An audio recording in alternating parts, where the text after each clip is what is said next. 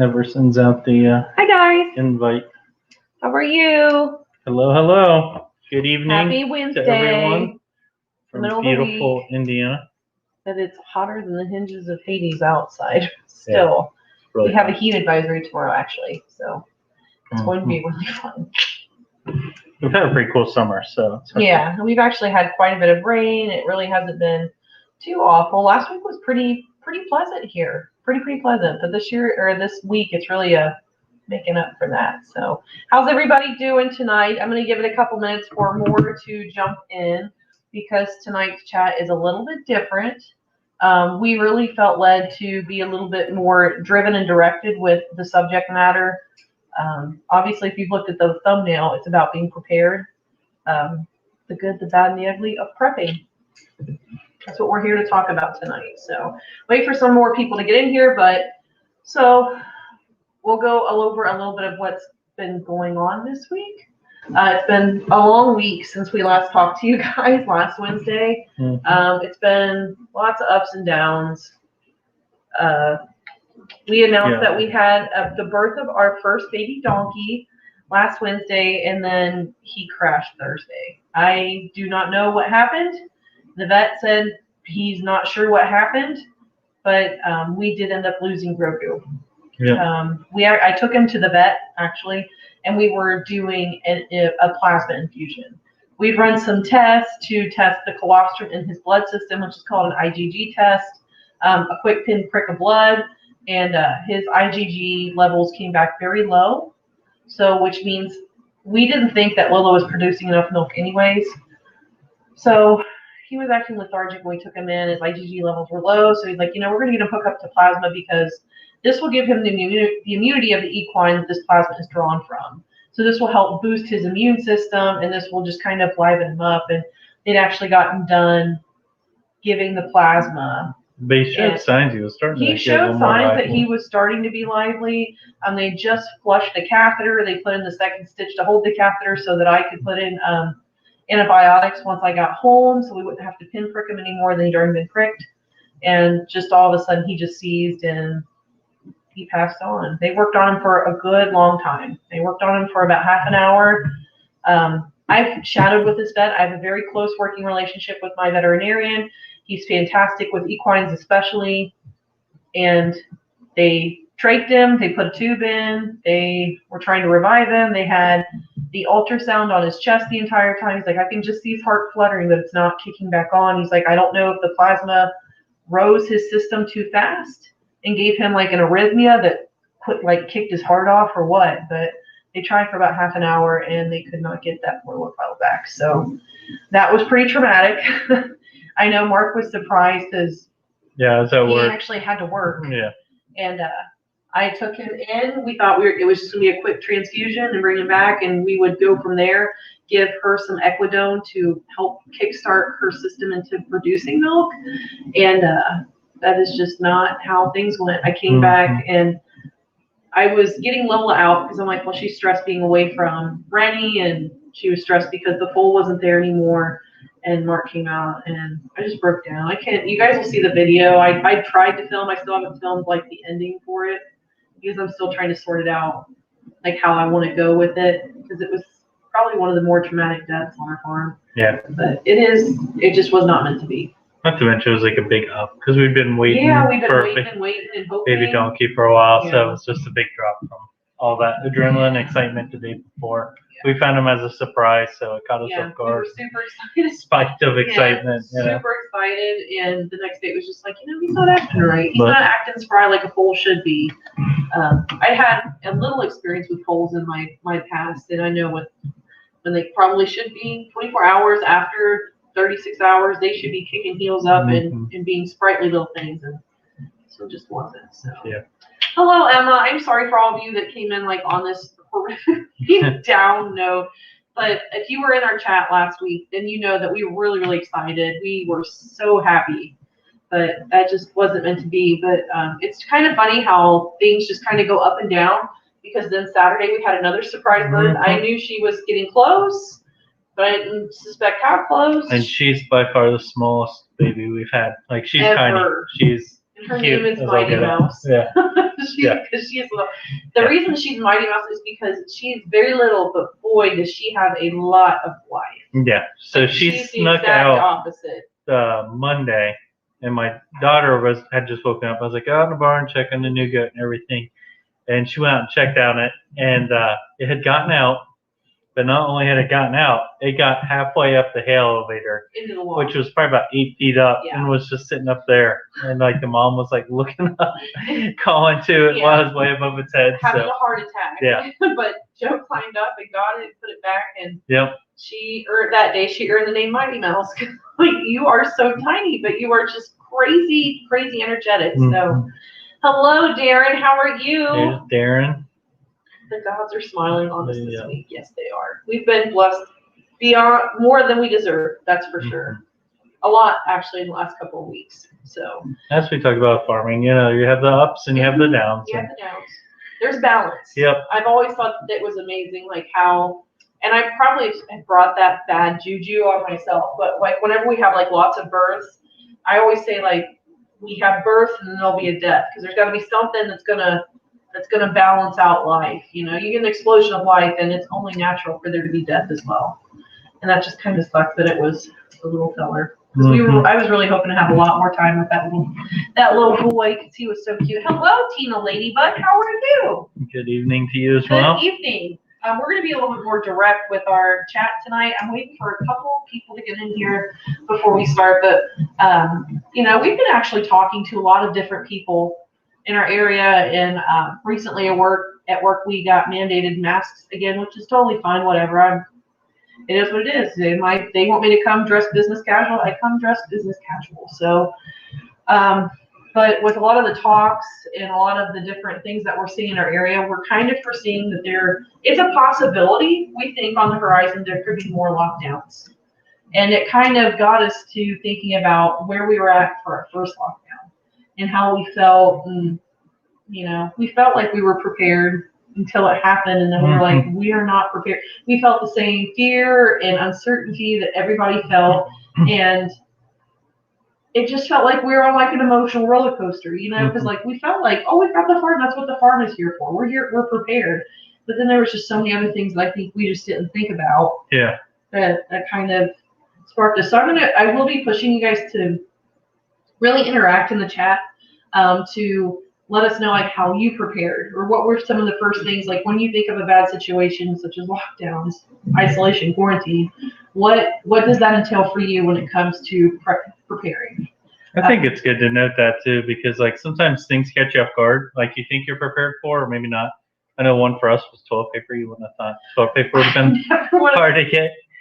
And Ashley was more open to like using leaves. Like she was like, I don't know, I was ready to do that. So I was like, no, I need to get some toilet paper. Well, it was funny because like at work, I'm like, I grew up lamb's ear, so I'm not worried about toilet paper. They're like, what? I'm like, it's a really soft leaf. Yeah. I'm like, and I know, you know, leaves of 3, leave it be, you know. So it was just kind of funny, like the conversations that sparked when it all started happening. Yeah, just funny things like that pop up. You're like, oh, I never thought of that. It's kind of crazy how things like that kind of came up. Darren said, so yeah, we have started stocking up even more than normal, including some awesome new hoodie. I noticed that there was awesome hoodie that went out. Mm-hmm. Because a little dirt never hurt, right, Darren? Self-designed by Ashley. So yeah. She does all the art on those. Yeah, I do all the art. Sometimes I'll borrow the text. She's got the talent, so. Yeah, I'll pull the text in the background, like geometric shapes from Canva, but the art's usually all me. Mm-hmm. It's usually all me. Yep. Hello, Suburban Homesteaders. Sandy, how are you? I saw you hit another milestone. Congratulations. What'd she hit? I think it's 60. Did you hit 60? Wow.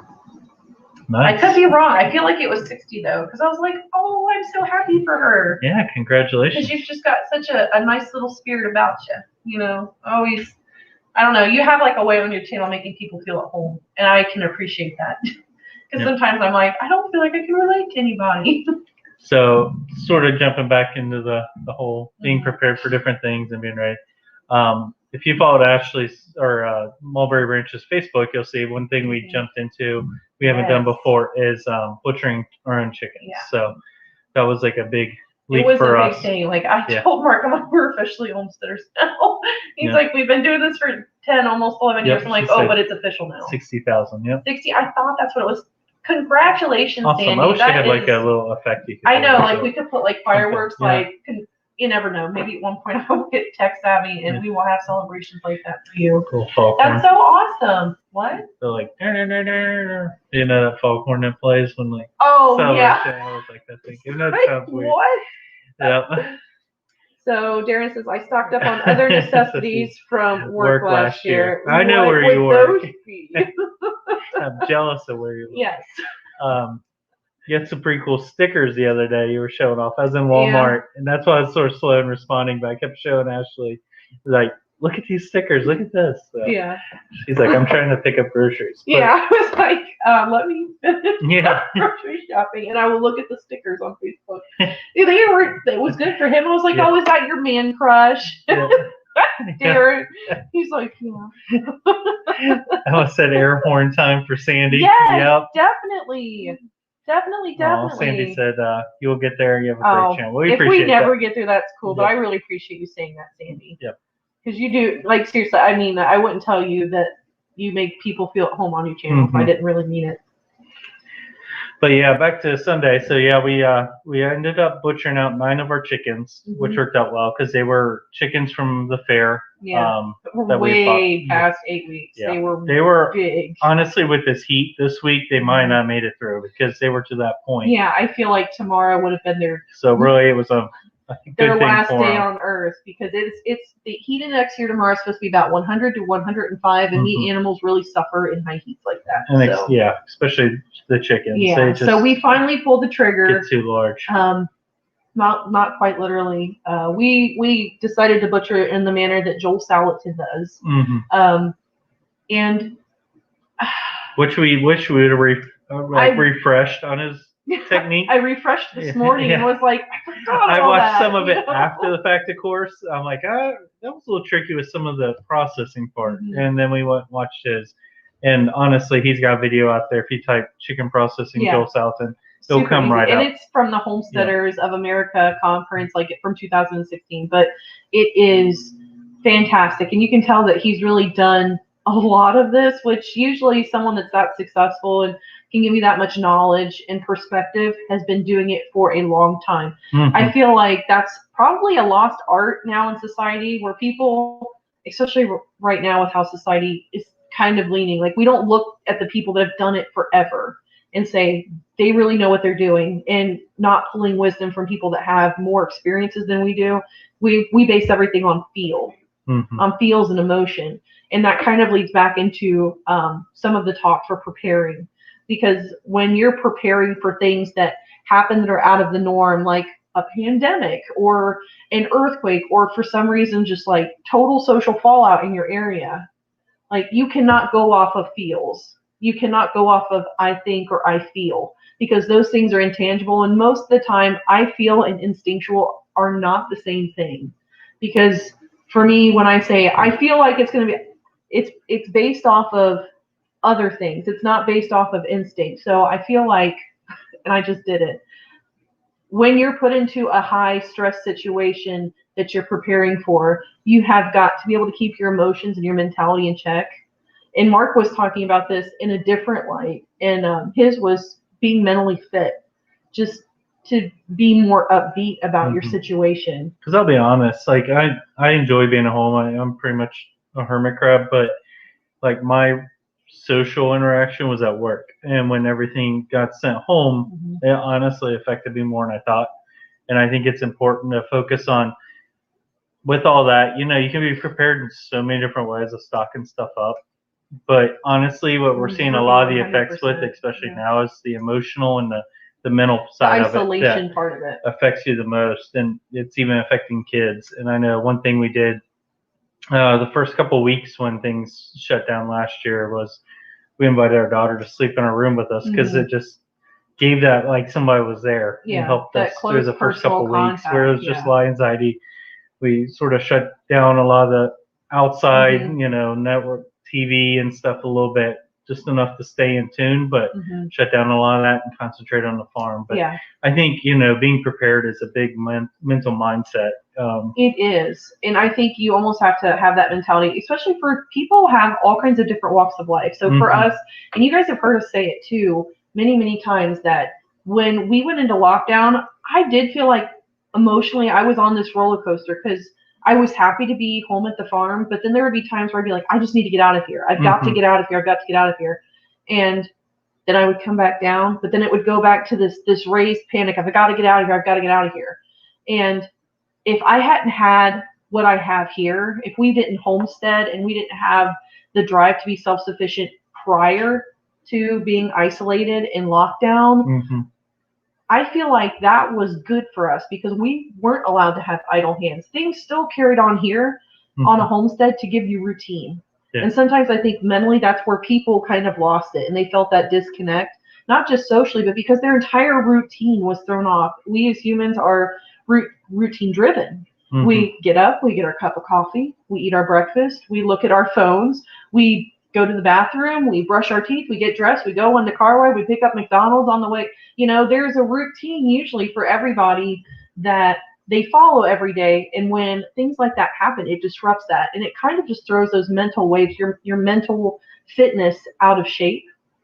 And I found here, because like I was milking goats, I was feeding animals, that helped. I feel like gotta quit using that. I feel like it is helpful when you are isolated to find a routine, because routine will help you to find normalcy in a situation that is not normal for you. It's going to help keep you mentally sharp and focused. And I feel like that's important too, to keep your emotions higher, because you'll find that you have purpose if you have that routine. And that was what was really important for me. Let me catch up on some of the comments real quick. Give you a breather. Yeah, that's fine. Suburban or Sandy said it's been such a hot summer. Yes, we've been fortunately cooler than usual, but now we're getting the hotter now. West. But I believe out west it's been a lot hotter. Yeah. So especially in Arizona now. Emma said I use the same method for our meat. That birds made the first time go smooth. Yeah, it did. Smoothly. I have to agree. Darren mentioned we did 38 meat chickens, 10. How do you pronounce that chicken? Chentcler chickens are Highland bull, and we still have 2 pigs and 11 rabbits to do. The rabbits would be hard mostly to do, like our pool. Yeah, that's a hard part. We have trouble disconnecting, even though these were meat birds and they bit me every time I went to feed or water them. It still tough. Was I'm really sorry, but thank you type deal. Especially that first one was like, I'm really, really sorry, but thank you. Darren also said, I so hear you on the social interaction. Yeah, that's a thing you just don't think about in the whole preparation of things, is your interaction with people in the community that's around you. It just 100%. Emma said, I think the psychological effects are going to be a lasting effect for years. The physical psychological effect is largely underplayed. I think it is. It is going to be felt for years, I feel like, especially from like the younger generations that are going through this. And whereas we got to develop a specific way and we got to experience things, think of how this is just like rocked the core of how like a lot of people do things, schools specifically, how they do things. This is like their core experience for what builds them for the rest of their lives. So I think you're one, especially when it comes to the younger generation, this will be felt for years and years and years and years and years. Yep.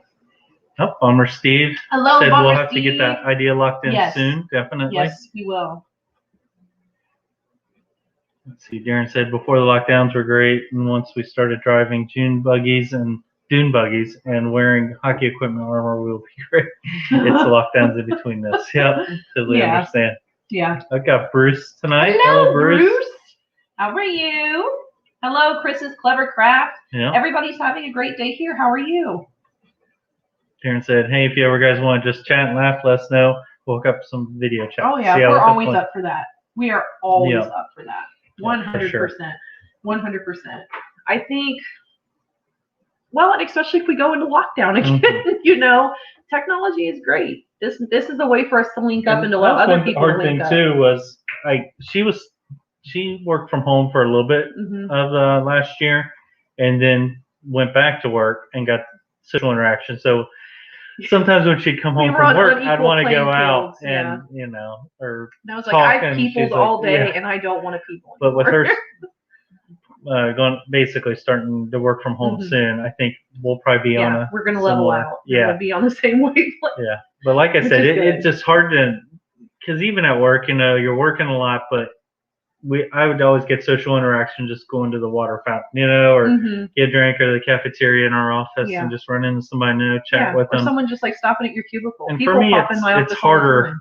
from a technology standpoint. I do like to get a feel from somebody when you're talking to them. You can ask Ashley. I read people a lot. Facial expression. I want to know personally how they're doing. Yeah. I just I think that's some of my background growing up in church. People are more open, and you want to feel what they're thinking, how they feel about things, and he's a bit of an empath, is what he's saying. Like he really likes to know how are you feeling, so he can understand where you're at as a person. And over technology, sometimes that's still hard to do. I think. It is, and I mean this is hard for someone who's not used to, especially because so many people. Are they talking about masks? Yes. Yeah, it's popped up. I think actually at the university I work at, it's mandated now. No matter if you have your vaccination status or whatever, you are required to wear a mask indoors. I'm sure that will quickly move to being outdoors as well. Students haven't even moved back in yet. Our move-in is next week. Yeah. But they're not even back yet, and they're already starting to crack down pretty hard. But I kind of felt that last week because they were asking through email on vaccination status. They're just asking, if you want to tell us, that's great. If not, then that's fine. But yeah, we're mandated to wear masks at work right now. I think that's where we're both sort of the feeling of, if we see that situation last year that happened, are we as prepared? And we've had time now, and I think one good thing is that time has allowed us to continue to prepare for things. We've still continued to stock up on things that we need to. Yeah. Thinking ahead, trying to seal things so that they preserve for a long time. Yeah. Mylar bags. We did some sugar, some beans, stuff like that. So we've been doing a lot of different things, but it's kind of funny because my mom and dad both lived through the dad was a boomer, wasn't he? That's a boomer. But my mom grew up in an impoverished state down in the Appalachians in Tennessee, and my dad was kind of like a change of life baby. His parents lived through the Great Depression, and they would freeze bread and then thaw it. And my dad would never get rid of anything. He picked up those habits, and I used to sit and think, as a young kid, I'd be like, well, that's kind of silly because we can just go to the grocery store. And as I got older and we became more driven to be self-sufficient, and then when this hit, I have such an understanding for that era where it's I'm not sure where my food is going to come from. Therefore, I need to be able to figure out, how do I store it? Where do I get it? Can I get it myself? That's why the butchering of the chickens was a really big thing, because not only did I not want to be at the mercy of a processor, but I mean, I need to know if that's in me to do, because that really is not for everybody. Even in situations like that, there's always going to be a person that does not want to know their food. Yeah. And that was hard, knowing my food. But I love the way that Joel Salatin said it in his video. He's like, because you know, and because you're honoring the animal and you've given them the best life that you can and you've taken the best care, he's like, that's where it is sacrifice and not sacrilege. And that just really stuck with me this morning. I'm like, that is exactly what it is. But some people just cannot understand that sacrifice. It's always going to be sacrilege to them because they can put a face to it, they can put a memory to it, they can see it as a fluffy little chick. Yeah. And I didn't know. I know, we've hunted before, but I didn't know if I was going to be able to do that, with the bird. But I've been so hands-on. I'm not hands-on with the deer in the woods. I pick up their patterns and I try to time them out, but I haven't personally raised that animal, so it's a little bit easier to put sights on it and to harvest it. So yeah, I think it's a hard line to cross, and honestly, I don't want to get to the point where it's an easy line to cross. No, I'm okay knowing that's always It should always sting a little bit. I'm okay with knowing that. Yeah. But it's still being grateful for what that animal provides is something that we take huge emphasis on, especially for our daughter. That's something. Now, she wasn't there. Honestly, guys, I didn't know how messy that was going to get or how botched it could have gone.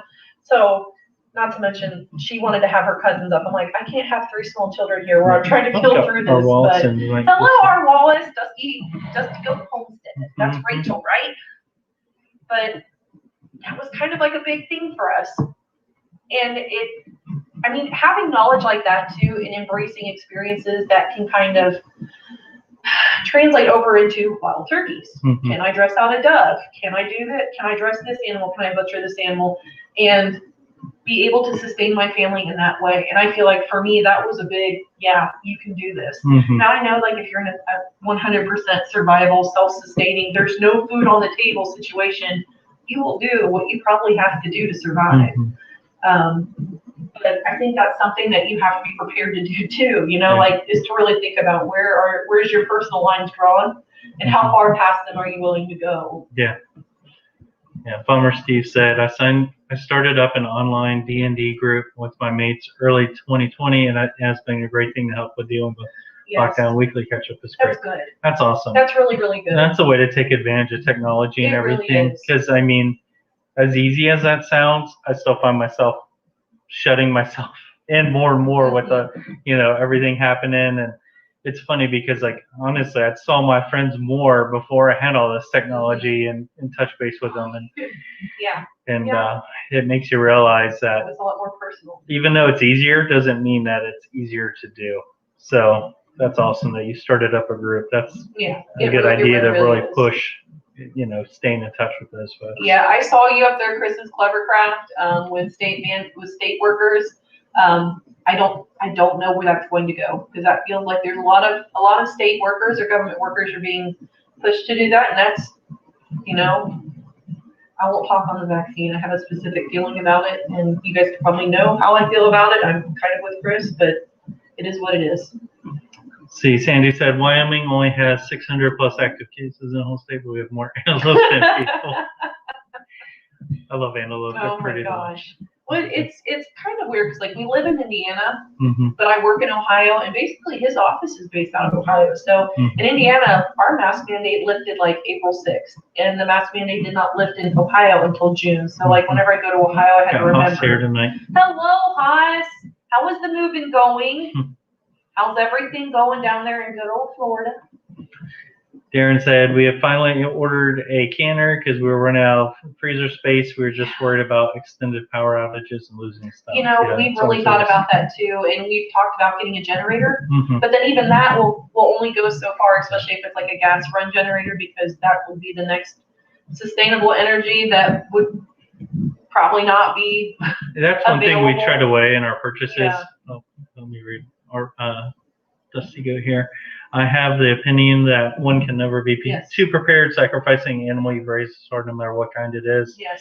It must also know how to provide for you and your family. Yes, you're right. Definitely. And I feel like it's really important to know you can never be too prepared, because there's no way you'll be prepared for everything. Yeah. There's no way you can prepare for every situation or scenario.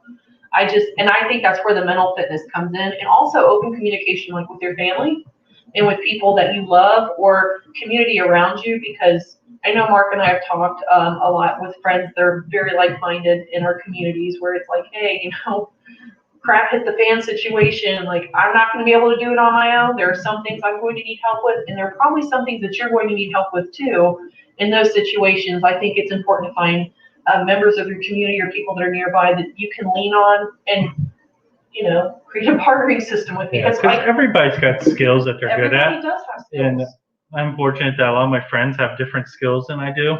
And even my family, like my brother, he's amazing. He can fix anything, honestly. He's just mechanically minded. And,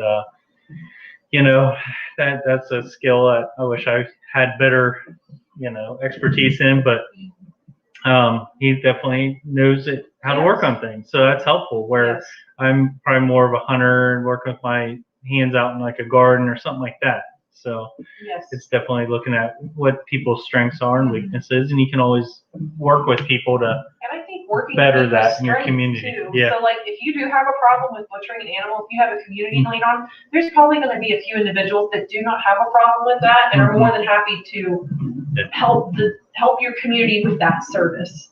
And I think that's really something important to rely on. Community will still be important even when you're prepping. Yeah. Emma said also worried at how I feel about harvesting our meat chickens, but really grateful for the opportunity for my family. Yeah, I feel so fulfilled. And one thing that helped us too is with the meat chickens, like we were saying early on, was knowing that honestly with this heat spell coming through, it would probably be something that they wouldn't survive because they were just to that point. They honestly don't have a long life based on just the way they're built. That's just the way they've been bred. And that's just the way that they are. They're not meant to have longevity of life. And honestly, for us too, I mean, butchers are way backed up. So for us, knowing that skill allows us to quickly turn. Nobody's mercy, and not being at the mercy of a food supply chain or to a processor or to a farmer's market that for some reason, if we go into lockdown, will no longer be there to give me fresh produce because I'm no longer allowed to go out. Yeah. I have those skills here. I know people in the area that also have those skills. Darren said yes, but I think I'll look You will, Darren. We expect pictures. I love what Darren's going to tell you with that comedic relief. Pictures, Darren. That's his comedy in there. Bruce said I'm the opposite. If I ate dog, I could probably. That's pretty good, Bruce. Oh, Bruce, I do love you. Ashley showed me that short you had the other day, and we were dying laughing too, where he was talking about his queen bee names. Oh my God, that was awesome, Bruce. I died. If you guys haven't seen it yet, be sure to check it out. It is funny. He's one of those beekeepers that names all his hives and queens. I laughed so many times at that. Emma said I'd love to do video chat. Yes. Hey, anybody that ever wants to do like video chat, I'm down. I'm down. Just let me know. We'll put them on the calendar. We're good. So Bomber C says, I'm getting my second dose of Pfizer on Monday. My town has the highest percentage of vaccination rate. Oh, that's good. Yep. That's good. And hopefully your second dose goes smooth for I've known several people. It's gone smooth for them. Yeah. And that's awesome. Yeah. So, R. Wallace said, Florida is flooding with new cases. You'll be safe and healthy. Going to have to go back to social distancing. Hey, not being able to, I'm not really a hugger though. I'm just shaking people's hands. But. I'm not a hugger either. Yeah. Unless I really, I haven't seen you. I don't mind giving a hug. And then I want a hug. Yeah. Yeah. I want a hug. But not Farmer just Brad. like normal. Hello, Farmer Brad. Yes. He's in our area. Is he really? Yeah. He's just about a half hour north. Oh, wow. I think building a network helps diversify being prepared. It Definitely. Does. It really, really does. It adds a lot of strengths into something that possibly is a weakness for you. Oh, yeah. Just having general hands to help. I mean, on the farm, like, even though me and her both try to tackle projects, sometimes it's involving my dad or family just to help because you can only do so much. More hands make lighter work. And sometimes it's working on something where somebody has a little more expertise, has done it before, knows a better way to do it. So. Yeah, 100%. That's what I was laughing at too. Andre, you're killing me. I saw that. Computer hack. Yeah. Napoleon Dynamite, he's prepared for everything. Tina, get that large dinner. Yeah, the llama. Or alpaca, was it? It was a llama. Was it? Big. I thought it was.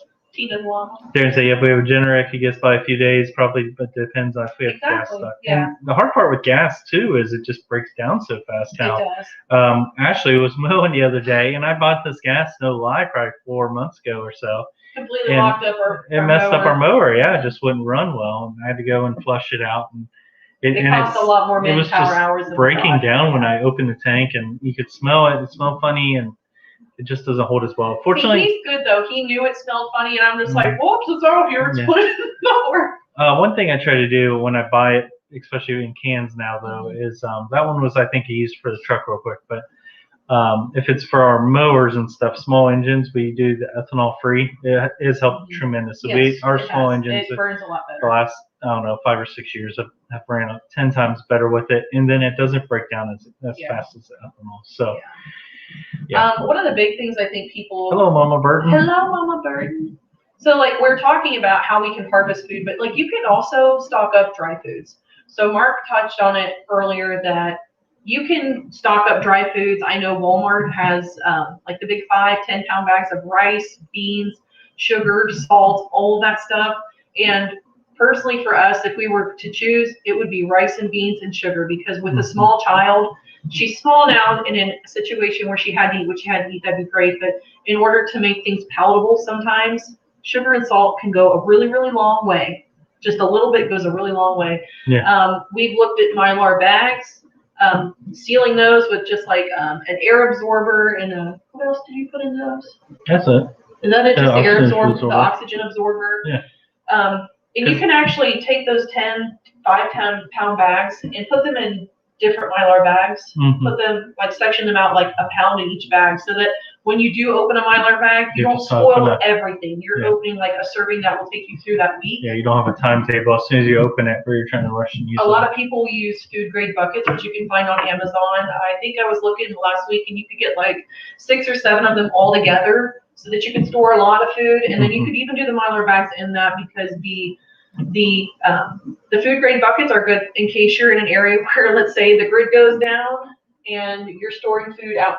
The buckets will keep more of your rodents out. They won't be able to chew through a food grade bucket like they would through Mylar. Even Mylar bags, if you're storing them like on wire racks, can catch on a loose wire and tear, and then you're forced to use that food because now it's spoiled. Rotational canning. Learning to can by yourself, but making sure that the newest canned stuff goes to the very back of the shelf and you're moving it forward. All the normal stuff that prepping people would do, but I think it's important to try to put it into practice now so that it's not so awful when you're forced to do it. Yeah. You know, like you shouldn't eat rice and beans every night, but it would be good to actually practice what that might entail. MREs are pretty cheap. I know there's a lot of different food preservative companies that will sell you big buckets full of like rice, MREs, all kinds of different things. You can find them at Walmart. You can find them at almost all of your outdoor stores. They're very accessible. So like when I talk to somebody, like especially at work at a university, it's amazing sometimes with people that like they do not know that this stuff is out there. They like, well, people that prep were weird until this last year. And then it was amazing the amount of outreach that we found just on our farm page, just through YouTube, through emails, where people were asking about how do I take, can I get a go? How do I do this? How do I do the people that just all of a sudden know that, hey, they had a little bit of knowledge about prepping and being self-sustainable. They're crazy. This is just weird. They put their time towards it. And then now, like your views, you have a lot of value. But I feel like when that situation hits too, that can also work against you, because people remember the people that have the knowledge and they will come for it. They will come for your stores. And that's when Darren's stalking is a little bit more important than other stalking. Darren, you know what I'm talking about. Yep. Darren said Iceland and Israel have the most have most of the population vaccinated, but now have massive increases in rates. Yeah, that's what we're hearing too, and that's what worries us about being prepared just in case. Bye, Andy. Thanks for hanging with us. Things the numbers continue to climb, and they, shut things down again. Yeah. Are we more prepared this time than last time? Yeah. These are just some takeaways that we thought now. All said, Floridians know how to prepare. Yes. We live in hurricanes. You guys have practice tests every now and then. Yeah. Mother Nature gives you preparedness drills. Especially, was it last year they had a record number of hurricanes? I think it was. You guys crazy. Ran out of letters and names and stuff. So. It's crazy.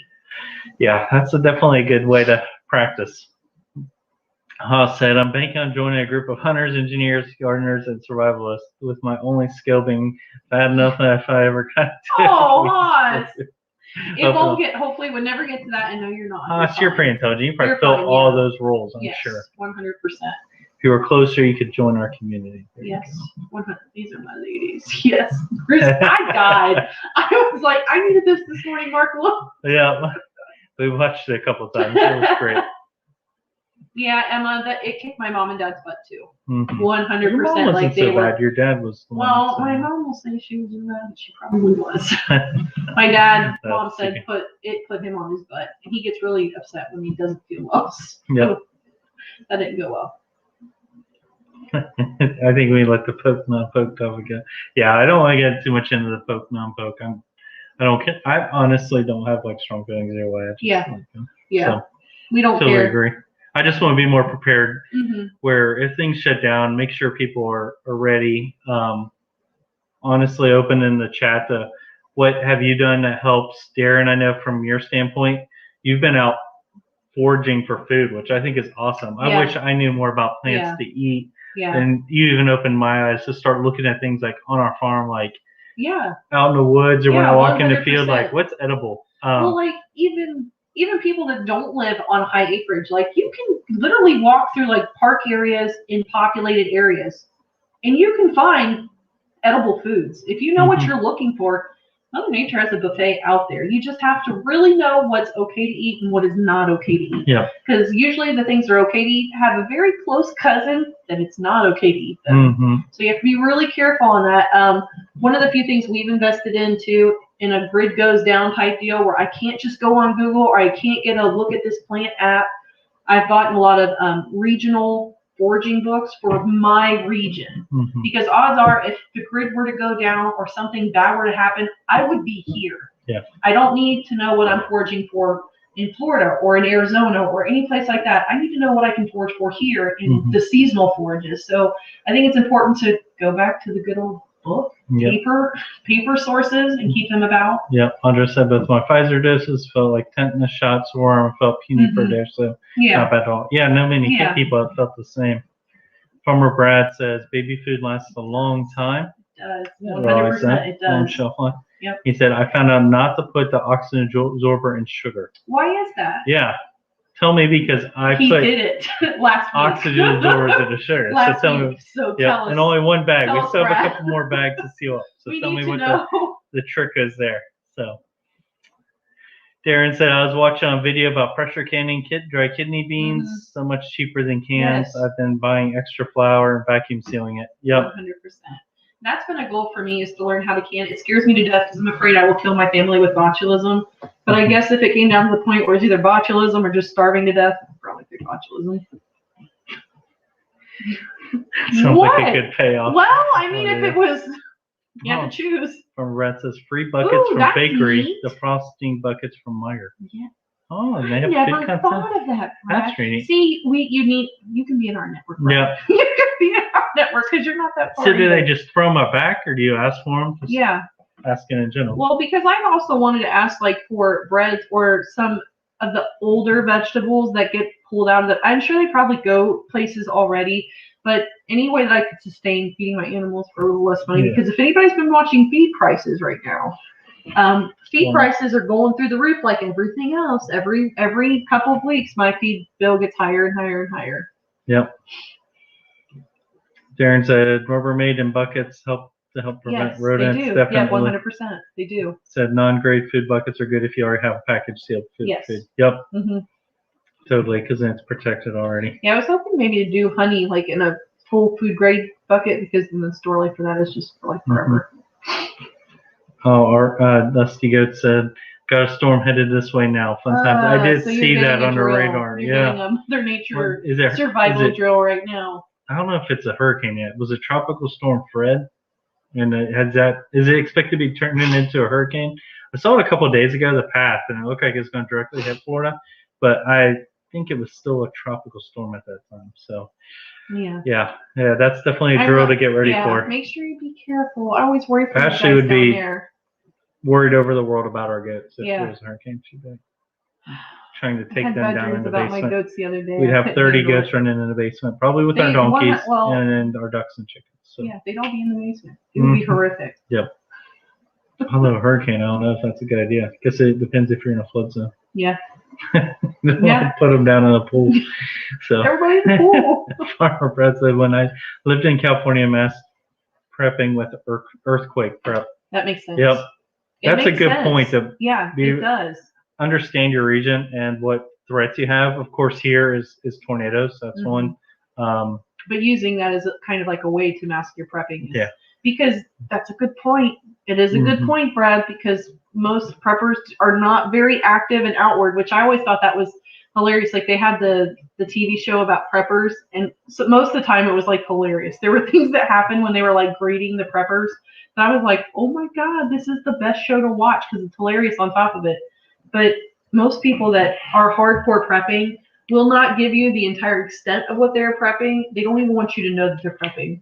I know quite a few people, they're like, I have bug out spots all over like this area. He's like, I have caches all over the area. I'm like, well, that's good to know. But I mean, the one thing I do like to talk to people about is the techniques and stuff, because that knowledge I'm always willing to absorb. Yeah. So I talk quite a bit about techniques, but I don't really go into detail, like Ashley said, of what you have on hand, because you just never know. I mean, well, everybody that smiles at you is not your friend. mhm. Everybody that talks to you and wants to know everything about everything, sometimes they don't have the best intentions. And I feel like that's also why, like with this isolation thing, like being online and not being able to talk to people, you cannot feel out those people as easily anymore. Like you just can't. Hello, Willow. Yep. Josie had a did good have a first good day. day. Yep. She did have a good first day. I think she got confused with one of her classes, went in the wrong class, she said, but she got that straightened out. So, yep. But she's got 7 bells now. So Yeah. it was. And they're into the whole different. first time of changing classes for subjects, which gets them good. Yeah, we officially have a middle schooler that started today and is like got a locker and is stressed about the locker combination and getting to class. It's been crazy, but she's doing just fine. Audra said red bud flowers are edible. That's funny you brought that up because I started looking. I'm like, can I eat daylilies? Can I eat, what tubers do I have planted in my garden for just pretties that are edible? Because some of them are like deadly. Like you never eat them, never. But again, that's that knowledge of knowing what's edible and what's not. Yeah. Dusty Good said, I hope you all stay safe and healthy. Prepare your foods and goods at home. So no matter what, you'll be okay. I just want my kids safe. So doing I can on all fronts. Yes, yeah. 100%. Family's definitely 100%, a priority. Yes. And I mean, honestly, all the prep is around that, protecting your family. I feel like. So, our daughter is definitely. Makes it like a rock. Really? It would make sense because it seals and takes like oxygen all and the oxygen out, and it. Guess we'll have some hard sugar. Yeah, but you can just chisel it. So if you didn't put the oxygen absorb, did you add something else instead to make it less? Or is it good to just kind of like chill on its own? And did you leave it in its bag, or did you empty out the sugar into the Mylar bag? Only if you want to divulge that knowledge. If you want to knowledge share, we're up for that. I think knowledge sharing is important. Just as a scrimshander, that when we would go to like these artisan shows, this is just an example. Artisans sometimes are very guarded about the way that they do things or letting you have the knowledge on how they became an artisan. And we noticed that a lot of those different types of people would knowledge guard. They did not want to share their knowledge because you were competition. And I totally get that. But like I'm big on knowledge sharing because the more someone else knows, the less likely they are to come to me for it. If they know, then they have, teach a man to fish today type deal, Darren said, I've been out back grabbing wild blueberries, raspberries, strawberries, and blackberries. I stay away from the mushrooms. Can find a lot of stuff though in the back road ditches and crownland. Yeah, 100%. Man, you got quite a bit of variety there. Yeah, I think we've got blackberries and raspberries. And mulberries. And we did see the wild strawberries. I noticed in one of your videos you called them out. Yeah, Ashley said I didn't try them yet, but we have a bunch of regular strawberries in our garden that pop up, so we have a bunch. He likes those. Yeah.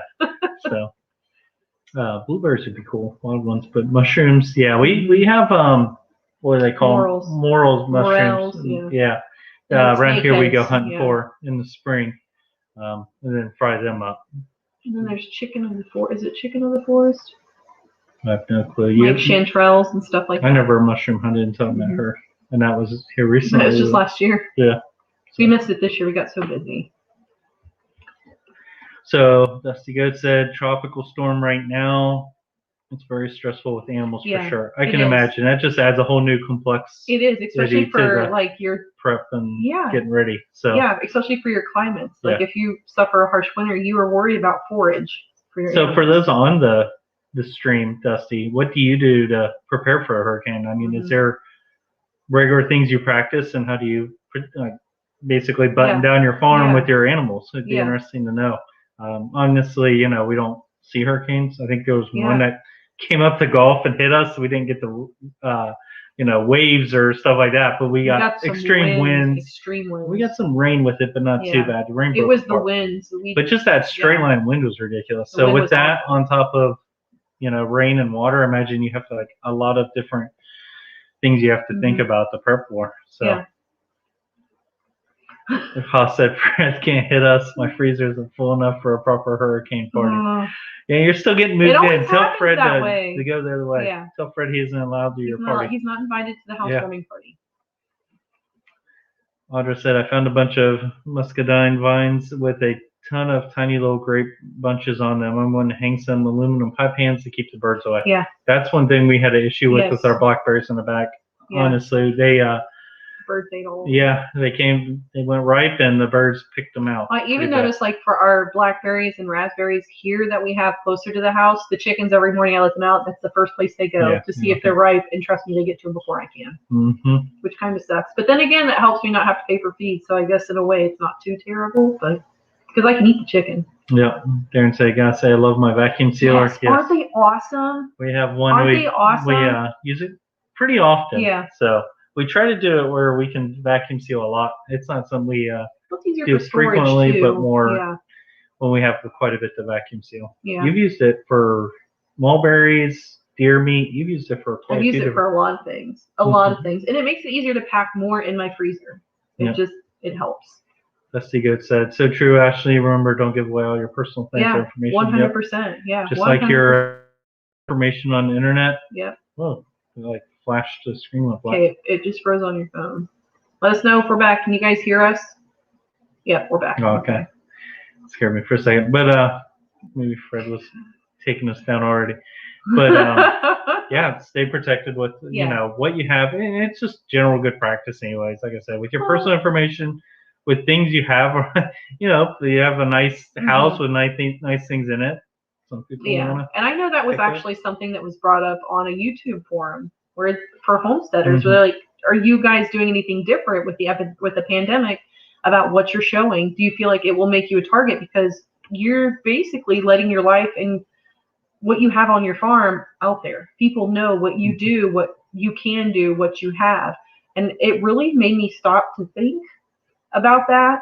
But it is amazing sometimes when you talk to someone, you're like, oh yeah, we have chickens, you know, you want a dozen eggs, and how it quickly turns into, well, I know where I'm coming if the end of the world happens. It's like, honey, no, you're not, unless you've got something to offer as a community base. No, do not show up on my doorstep because you will not be welcome. Yeah. Darren said, bug out, too old and broken. Dang it, I should have put that cache closer. Yeah, don't put it further away than you can walk. Those caches need to adjust as your age and ability change. Yeah, they need to be closer than the grocery store, because if I'm walking across the grocery store to get food and I get tired, then don't need to be further than that. He also said daylilies, yes, are edible, but not the commercial lilies. Yes. That's the trick, too. A lot of stuff they sell. Yeah, like the cultivars off the actual, like the real plant are usually, it's like, those aren't good. Don't eat those. Farmer Brad said, I wonder if the radish and cover crop is eatable. It might be. Said I made a video and then some people told me about it. Really? We'll have to check that out. Huh. He said put it in the Mylar bags. Okay. Yeah, that's our favorite now is the Mylar bag. It's always so funny because he goes and gets like the hair straightener to seal it. So I'm like, it's the only time you ever need the hair straightener. No. Darren said, I vacuum seal stuff in its original bag. The plan is to rotate it anyway and not save it for 25 plus years. Yeah, it's a good practice. Yeah. Everybody loves a good bowl of soup beans is the way I look at it with the beans and stuff. And rice is literally, you can dress it up in so many different ways. I'm not worried about using it. And that's one thing too. The stuff we stockpile or set back, it's always going to be stuff that we like anyway. So we eat it on a regular term, you know, you don't buy something you're like, I think I'd only eat it when like times are tough. Yeah. Because then it makes it all tough. Well, and I think it's important too, because like we're talking about Mylar bags, and we're also talking about like big buckets and storing and caches. But there could be a time too where you need to leave, and I think it's important to have stores where it is already packaged and ready. Where it's like, this is a bag that I'm grabbing. These are the essentials that I'm grabbing, and they're ready in case I, for some reason, need to get the heck out of where I'm at, and I can be okay. That's something that's really important to plan for as well. Bug out bags are a big thing. You should have them. Yeah. You absolutely should have them. And they should be appropriate for your climate, for the situation. And again, you can't plan for everything, but we as human beings have core needs that we have to sustain in order to stay alive. And those are what should be in the bag. At least for 24 hours, at the very least. Yeah. Farmer Red said also, I have so many mulberries and raspberries. Yeah. Yeah, we have a bunch of mulberry trees as well, of course. Obviously. Our farm's named after, but that's interesting that you have them as well. Yeah. It must be something. What color are yours? Yeah, but Are hit yours somebody like else the asked native about ones, white. or are you got the white mulberries, or do you have like the dark purple ones like we do? Just out of curiosity. He said, "Gotta get going. Gotta get these kids for school tomorrow. Have a good night." Well, thanks for hopping on, and Thanks. good I luck with hope that. that you prepare well for The your upcoming hurricane. storm. Farmer Steve said, "We just planted 14 fruit trees this weekend as we started out fruit orchard. 3 lemon, lime, plum, apple, apricot, Ooh, quincy, nectarine, almond, peach. Can't wait till they all start that's so producing." exciting. Wow, that's awesome. So I've never had good luck with fruit trees here, but I did plant a peach tree in my chicken coop, and it has got fruit on it. Mhm. I've never had a fruit tree like fruit, but it's got to be the high. That's something we've wanted to do too, is an orchard somewhere on the property, and unfortunately just haven't gotten around to doing it. Well, like even my bittersweet vine went psychotic on the corner of a chicken coop. Mm-hmm. So I'm thinking that my fruit trees appreciate my nitrates a lot more for my chicken manure than other things do. Yep. This guy said lots of hay, feed, bring in animals that we can, covering cages with tarps and tie downs, lock in poultry in the coop, nail down the doors, lots of fresh water. Wow. Sounds like a lot of crap. Yeah. Stay safe. It makes me worry so much for you. Mm-hmm. He also said we anchor any coops, lots of canned goods, dry goods. We even purchase MREs, board up windows. There's so much, and it depends on the hurricane strength. Wow. That just sounds, it makes me feel sick. It sounds like even a lot of work. Yeah. Say the storm isn't bad, then you gotta go back and sort of take all that back, or take the boards off the windows, everything you boarded up. There's a lot of put up and take down. Yeah. That's a lot of effort outside of homesteading and regular life. Wow, that's crazy. From Brad said 1 gallon glass jars from Fountain Acres is great for usage storage. At $3 each, it's affordable if you break them. Yeah, 100%. Because isn't some of the plastic that water is stored in can leak into your water? Am I correct in that, Brad? I feel like you probably know that. Yeah. Audra said we have MREs too. It's funny because I watch some of the channels and there's specific MREs people crave. There's some really good ones. We had one. It was like ice cream, wasn't it? Was it ice cream? That was like camping. It was a dehydrated ice cream bar. Yeah. That's what my daughter would live on. She'd probably buy all just basically stockpile up on those and eat them. She's like, "This is awesome." I'm like, "Yeah." That was like our exciting thing for the evening. We're like, "Let's get this MRE and try it." Yeah, it was just a dehydrated ice cream bar. It was good though. So Farmer Brad, you've got the purple ones. That's how we always know that they're right. It's because the purple poop shows up everywhere. Yeah. Our ducks love them though. I had to fight the ducks to get them. Darren said, "I'm too out of shape for hand digging stuff now. I guess I need to change that, or I won't look good in my hockey equipment." Let's chaps. Yeah, Darren, because everybody's gonna care how you look like. Yeah, you pulled off the onesies, so I don't think either of those will be too much trouble for you. But what are you hand digging for? You got that nice tractor, don't you have an auger? I will say that saved my shoulders and back quite a bit. I still hand dig if it's a tight spot or just a quick hole, but auger comes out if it's multiple holes because it just saves so much trouble with my back. What's that? I was gonna say that's what she said. No. Except for in the barn. Remember when we hit that concrete and you messed up the hole?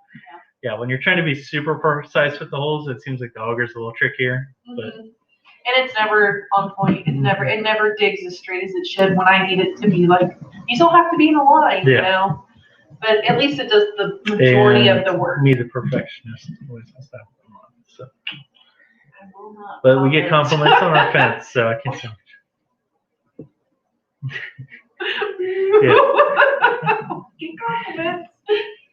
Dusty said it's a lot of work, but thankfully we've been mostly lucky with minimal losses in years past. Tree fell in a goat pen last one, but thankfully goats were unharmed. Well, we're in that boat too. We had that big tree fall recently, but which is still hanging over the fence. Glad to hear no goats were harmed, but I'm sure it's just a wait and see game until after everything settles down to see where. Oh yeah. Where the damage 100%. Is. I tried this. It was. Yep. That's the texture of it. 100%. Yep. That is exactly what it tasted like. Where I was like, oh, this has got an interesting texture.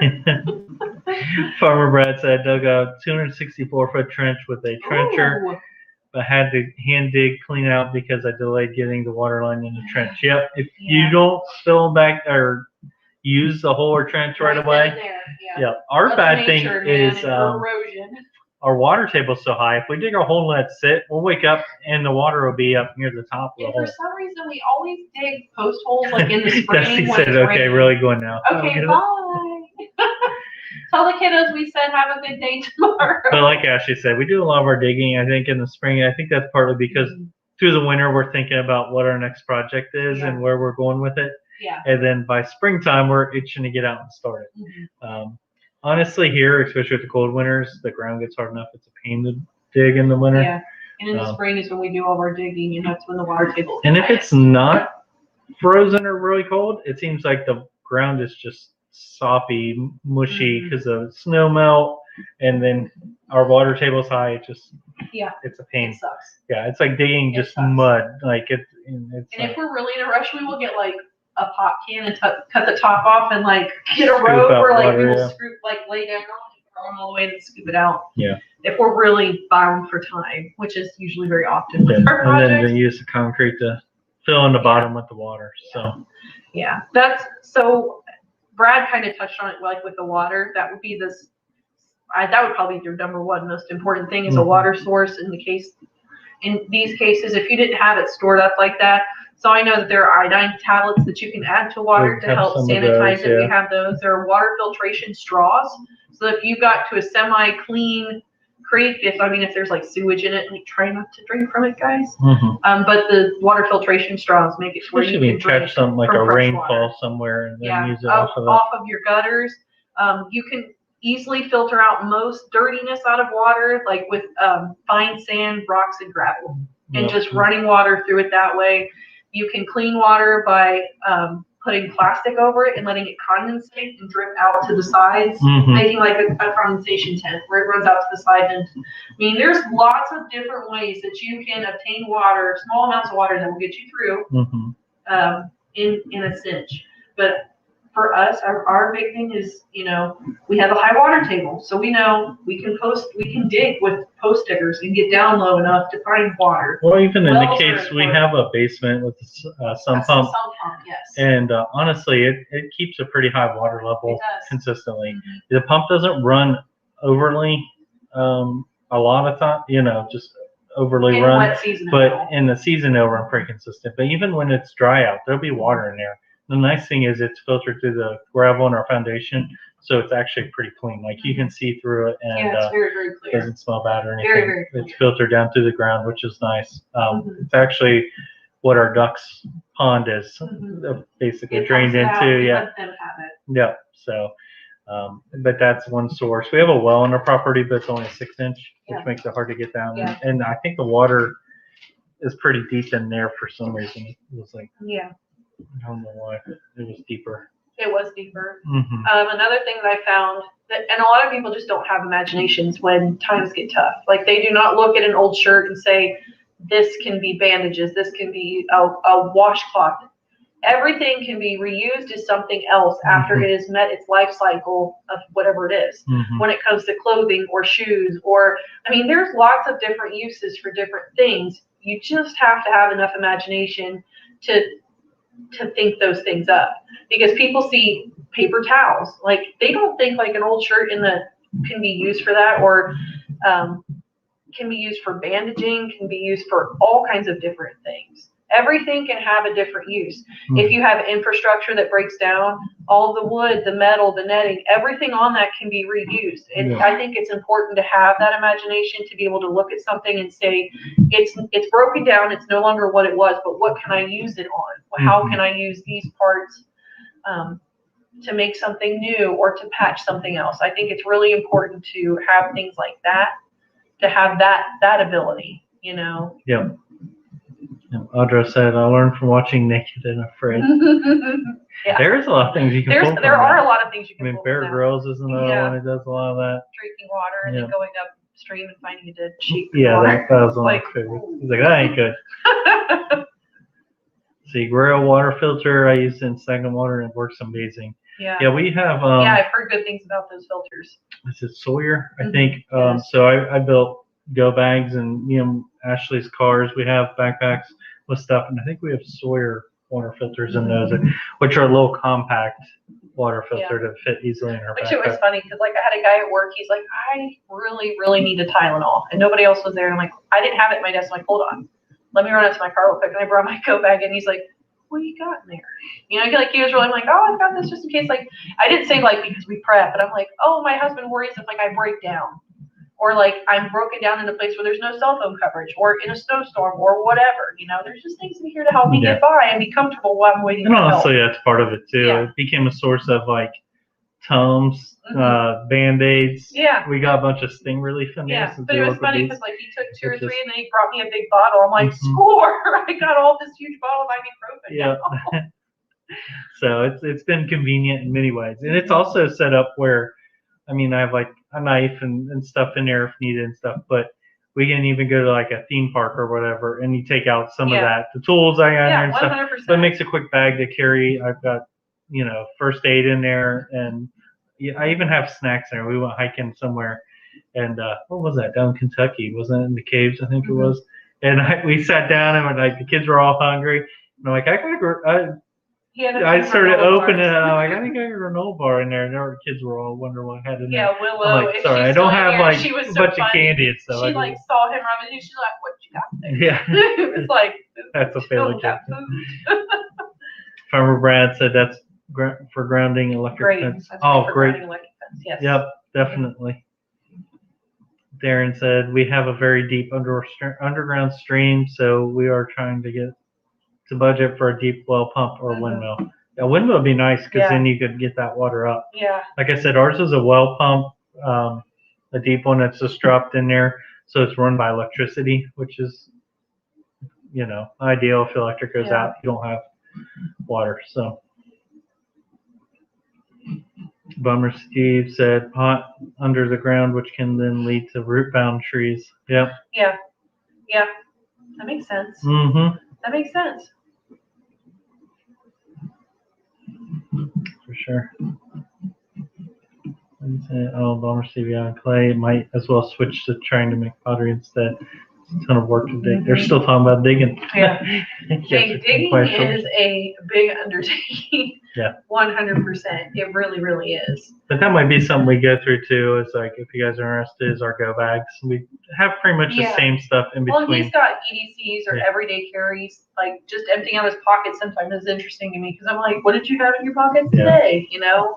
I just found it helps me in case of a pinch. Like it does, and at first I used to make fun of him because he was in like this phase where he had all these different types of things on his keychain. She made fun of me most likely at night when I would go to take my pants off and they would just drop like an anchor. Because it was his keychain was that heavy with things, but I do not know how many times guys where I'm like, crap, I need a Phillips screwdriver. He'd be like getting on the keychain. Here you go. Yeah. You know, it's just little tiny pin this big. Here you go. Like, it just saves a bunch of headaches. That's what I found on the farm when you're out there. I'm not walking back to the house, to the barn, or honestly, with my projects, it seems like half the time I'm looking for something because I laid it down somewhere else or forgot.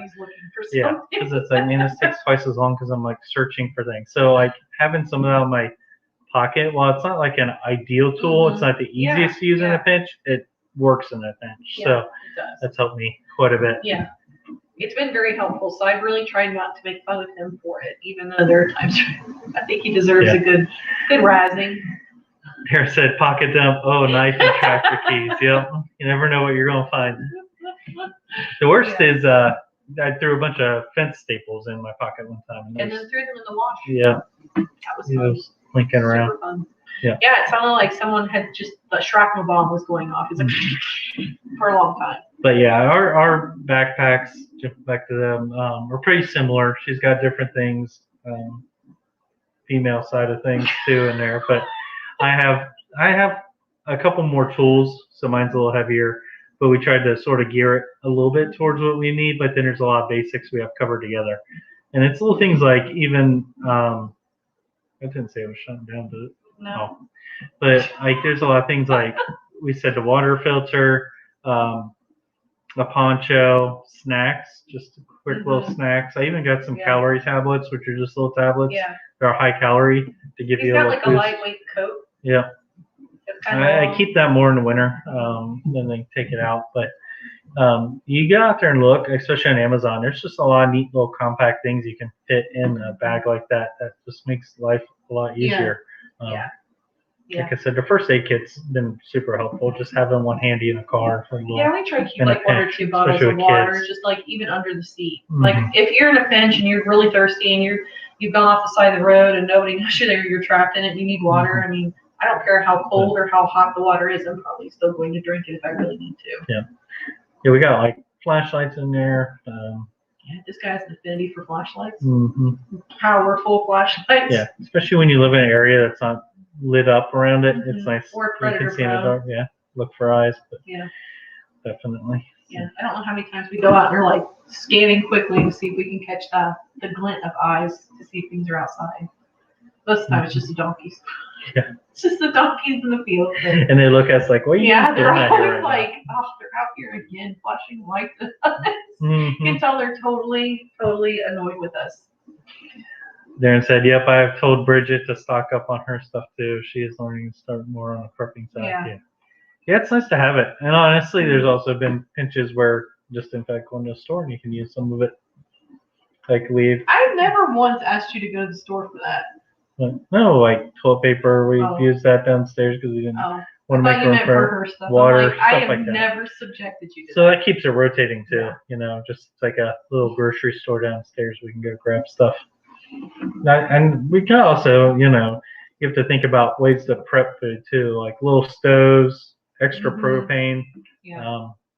The one thing I know, like, if we've gotten a couple grills or gone through a couple grills and they had like an old propane tank stuck to it, and the grill no longer, you know, putzed out or quit working, no longer works, and we throw away the grill, of course, and buy a new one, but I'd keep the propane tank from it, and then I'd go get a refill. So now I've got, because if you just buy a propane tank, those things are expensive instead of exchanging it. So I've gotten a stockpile of a couple propane tanks I can refill, which have been super helpful. So, you all right? You reading one? Reading Bomber Steve while his fencing he's got to do to keep roos and snakes out. My goodness. 6 foot fish. Holy cow. And I thought keeping Nigerian dwarfsman was hard. Bomber Well, Steve. I read roos at first and I thought you were talking about a rooster. I'm like, that is one psychotic I watched rooster. a video and I and realized. Actually today it was like, what's like living in Australia? And I think I heard the term effing kangaroos probably 20 times in the video. One guy was parachuting, like skydiving, came down in a zone, like his landing zone. This kangaroo, you can just see hopping across the field, attacks him, like kicks him twice and takes off. And then one's hopping down the street and hops right on top of the car. It's like, I couldn't imagine. So you actually have to, is there like a big reason you want to keep them off your property? Are they dangerous to your animals as well? Or are they just a nuisance? Yeah, I mean, some value. It seems like they can be sort of aggressive. We got a couple the zoos more you around talk here. about where you live, Dr. Stephen, where I'm like, no, thank you. Maybe to visit, but no, thank you. There's the funny thing is you don't need toilet paper or paper towel or gross stuff, but it does make you more effective if you have that kind of stuff. Yep. This is true. Luxuries of life. Some of those little things can be game changers. Like I said, emotionally, those are helpful items to have. Yeah. Marcy said, yeah, the kangaroo is a bit pissed. I have seen that.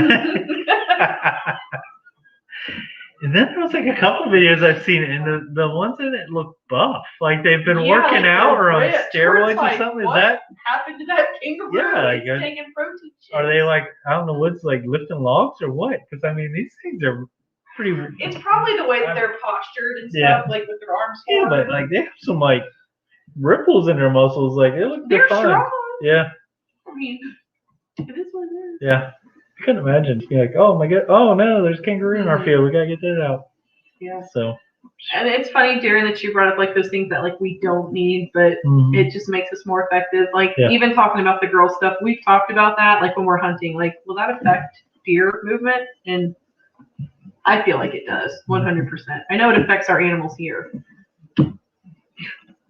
RC said the kangaroos are not aggressive 99% of the time, and we only want to keep them out of the orchard because they love to eat leaves off trees. They are not a major safety issue unless you provoke them. That makes sense. Unless you go out there and throw down with them, they're cool. So really, the fence is to keep them out of your orchards and stuff. That makes sense. Lloyd. Instead of taking roots. That Oh is my hilarious. gosh. Yeah, Mark had made a comment about these. Like, man, this dude's a buff. Yeah, I was like, man, I ain't gonna mess.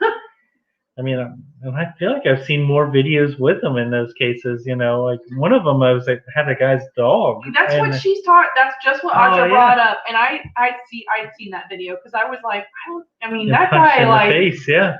he squared up with him 100%. But Yeah, the I'll be kangaroo honest, was like, what the that heck? kangaroo was not any smaller No. than he was. I mean, No. it looked like if He it was went. not going to relent off of that dog either. Mm-mm. Like that was. Yeah. That was a make or break for the dog right there, 100%. If he Our had dogs intervened. would probably, I don't know, they'd probably go after it and then be in the same entanglement. Our dogs are dumb. Although they do love the chicken feed off of the chickens that we butcher. One does. Mm-hmm. Django, the small Australian Shepherd, loves them, but June, the Great Pyrenees mix, gagged on one today. Yeah. Like, I was trying to get her to take it because she won't take it. And yeah, her protective nature, you can tell, definitely kicks in. Like, she does not knew want what they were from. Like, I know that she understood where those feet came from. And, like, I was like, go ahead, June, take it. Because I was like, well, maybe she feels like she can't take it. And, like, she literally put it in her mouth and she's like she gagged. It was the funniest thing I'd seen all day. But it also made me feel bad. I'm like, oh, those were your chickens. Yeah. But she did one more than one time to help put those chickens back in to the pasture tractor out there. Yeah. Now our little goofball, he'll He eat ate them. it up Yeah. 100. He's gone through multiples of them now. So, but again, that's something where we're trying to use everything we can. Yeah, so. it's a better way to honor the animal's life is to make sure that you use all the parts. Yeah, and there was some excess parts we fed to the cats as well. The cats were very happy. Yeah, so definitely don't want anything. We fed a partially cooked chicken that was left of it to the ducks, and the ducks. It's kind of creepy how much they love them. This was Daldra, but it was interesting. He said that most of the times the kangaroos cause damage, it's often started by a dog that picks a fight and then Roo defends itself. I've seen dogs killed by Roo kicks and also drowned. I imagine. Yeah, I could see why. Yeah, so true, but yes, pretty sure female cycles will affect animal for hunting. I know the horse industry, they caution women to stay away from stallions at that time. We had a stud growing up, and we knew to stay away from them. And even our buck goats, like I can tell they get rowdy. Where I'm like, okay, guys, like chill. I'm just feeding you. Mm-hmm. For sure. Sure. Let's see. Audra said, "Oh my God, Nala used to eat the chicken feed like crazy. I was just straight up cracked." But she snarfed it. I was on poo duty and her poo smelled like cornbread afterwards. Oh, It was very upsetting. That is too funny. It smelled like cornbread afterwards. Hey, could have smelled worse, I guess. Nala was a funny dog. She was hilarious. You remember Nala? Yeah. My horse picked her up and threw her. Did my mom tell you guys that story? Like Zamalot was getting ready to foal. And Nala, we were watching Nala, and Nala just like kind of came in the fence with me or mom, I can't remember which one.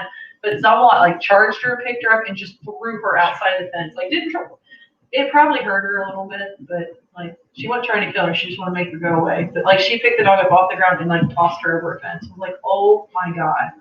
I don't know if mom ever told you that happened, but it happened, and it was scary. Thanks. Don't mess with a horse. Sometimes they get fired up too. Sure. I've had enough horses. Definitely. They're not fun sometimes. All right, you want to wrap things up? Yeah, I think go to sleep. Because I need to make sure Joe's in bed, and we need to put things up, and I need to get in bed and get ready for whatever tomorrow holds. So, don't know what tomorrow holds. She said she didn't know that story. You didn't know that? For real? Yeah, Nala got picked up by her horse and threw her over the fence and out. But she was like a week away from foaling, so. She slid underneath the fence, though. She came right in there after. She was like, oh, no. Yeah, sorry. But she was fine. She was okay.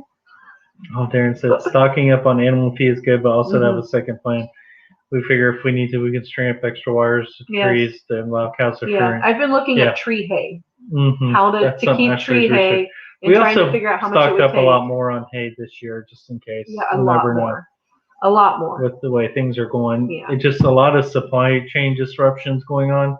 You just don't know how some of that, not just, the stuff you need is going to be disrupted, but as a farm, you have to also think about animals. You do. And I know, especially like with my dairy animals, I feed them a lot more food than I would if they weren't in milk. So like even your production animals that you would produce every day for you, they usually require a little bit more in nutrition and calorie intake than your non-producing animals. So like if you don't feed them well, then they don't grow out to the butcher weight fast enough, or they don't produce enough milk or stay in milk. They'll dry up on their own. So that is a great point to make sure that you're prepared stock-wise, especially when it comes to water, because cattle drink an F ton of water, like way more than people realize. Horses do, goats do, especially like if you're in an arid, hot area, like they'll go through water fast. Mm-hmm. Hunter said she loved the pond next door. She seemed like she had a good time. I don't think she was traumatized. No, okay. Yeah, she came out and she was like, she, and then she like came up wagging her tail, like trying to come in again. I'm like, no, stay there. Yeah, we don't need a repeat. There and keep them in good shape versus keep them alive. Yes, definitely. 100%. 100%. Well, I think we're going to wrap it up, guys. I need to go out and close up chickens and ducks and do a last check because it was so hot today to make sure everybody's doing okay. Thank you for joining us tonight, talking about, a subject where... Yeah, it was a little different, but we just really felt like it was important to talk about. I think it's a possibility, something if we see in the future, we just want to make sure people, have that on their plate to think about. Well, and also like just having you guys talk about things too, it makes this chat specific for somebody that maybe is trying to learn how to prep, to not just get the knowledge from like what we're saying, but they also get knowledge from all of you in the chat, because and honestly, it's a we wealth. learn things as well. We've learned a lot in our chat just like tonight. Sugar becomes rock candy. Yeah, when you put in the oxygen absorption. So we will have to go and redo that. Yep. But we really felt like it's good to have a resource out there for people that want to prep and want to start being prepared, because it was scary. It was scary feeling like we were prepared and then realizing how unprepared we were. Yeah. So, but thanks guys for putting up with us. Yeah. Darren says, night guys, love you. Talk to you soon, and we'll see you for some other mail chats. Yep. Help Brigitte, love you guys. Her. Yep. You have a great night. Yep. And as Ashley said, we'll wrap things up. Yep. And we will see you guys next Wednesday, 8 p.m. Eastern Standard Time, barring all flood, disaster, everything else. But in the meantime, guys, make sure that you're taking care of yourself out there and being kind to one another, and we're going to catch you in the next one. Good night, guys. Bye, guys. Good night, Bomber Steve and